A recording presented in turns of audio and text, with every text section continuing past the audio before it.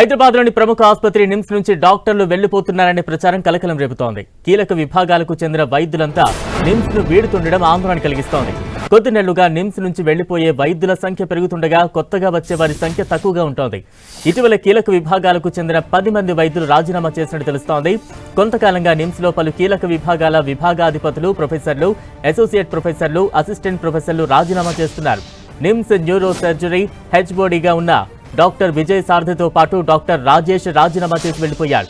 అలాగే న్యూరాలజీకి చెందిన HOD doctor Jabeen తో పాటు డాక్టర్ నిహారిక, డాక్టర్ రూపం, డాక్టర్ రుక్మిణి నిమ్స్ ను వీడారు. ఈ ఒక్క విభాగం నుంచే ఏకంగా 4 వెళ్లిపోయారు. గతేడాది నిమ్స్ లో ఏకంగా 37,000 శస్త్రచికిత్సలు జరిగాయి. భారీ సంఖ్యలో అవయవ మార్పిడి శస్త్రచికిత్సలు కూడా జరుగుతున్నాయి. గడిచిన దశాబ్ద కాలంలో ఏకంగా 1000కి పైగా కిడ్నీ మార్పిడి శస్త్రచికిత్సలు జరిగాయి.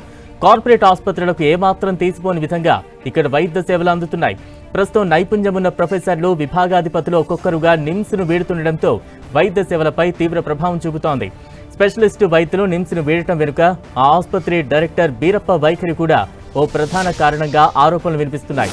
నెలకు వందల సంఖ్యలో శస్త్రచికిత్సలు చేసే వైద్యులకు రావాల్సిన ఆరోగ్యశ్రీ ఇన్సెంటివ్లు కొన్నాళ్లుగా ఇవ్వడం లేదు. ఉమ్మడి రాష్ట్రం నుంచే ఆరోగ్యశ్రీ శస్త్రచికిత్సలు చేసే వైద్యులకు కేసుకు ఇంత చొప్పున ఇన్సెంటివ్లు ఇచ్చేవారు. దాంతో వారు మరిన్ని శస్త్రచికిత్సలు చేసేందుకు ఆసక్తి చూపేవారు. ప్రస్తుతం ఇన్సెంటివ్లు ఇవ్వకపోగా రావాల్సిన వాటి విషయంలోనూ డైరెక్టర్ చొరవ చూపడం లేదన్న అభిప్రాయాలు వ్యక్తమవుతున్నాయి. దీనికి తోడు రోగులకు అందించాల్సిన వైద్య సేవల కంటే వైద్యులను రీసెర్చ్ పేపర్స్ ఎన్ని చేశారంటూ ఒత్తిడి తెస్తున్నారంటూ పలువురు వైద్యులు ఆరోపించారు. మీరు న్యూస్ గురించి చెప్తున్నారు, అది అవాస్తవము, అది కరెక్ట్ కాదు.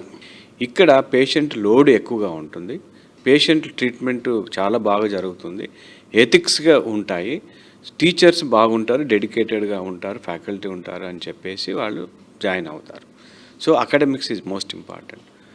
మూడవది రీసెర్చ్ ఈ హాస్పిటల్లోనే రీసెర్చ్ చాలా ఎక్కువగా అవుతుంది.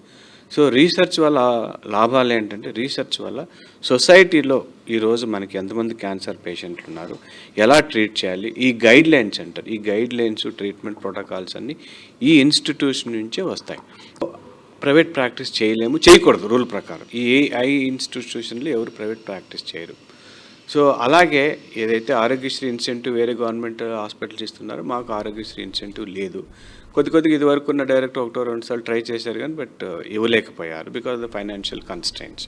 సో ఇది మొత్తానికి. బట్ ఏదైతే పేపర్లో వచ్చిందో ఆ వాస్తవము. ఎవరు ఈ మధ్యన 1 or 2 డేస్లో ఎవరు రిజైన్ చేయలేదు.